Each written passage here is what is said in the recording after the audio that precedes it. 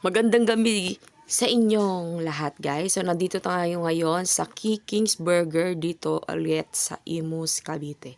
So, guys, kung makikita nyo, marami siyang available na mga tinda. May frap, may mga burger, at syempre may mga chicken wings din na available. Ayan. So, murang-mura lang siya, guys, kung makikita nyo. So, ang in-order ko ngayon ay ang double Dutch na frap. So, dito lang yan sa may kanto ng Karusadang Bago, ang Kiking's Burger. So, dumating na ang Thank ating you po. order. Thank you. Ayan, syempre, kung makikita nyo guys. Yan. Talagang solid na solid yung ating double Dutch na in-order natin kay Kuya. So, pauwi na nga tayo sa bahay. So, ayan.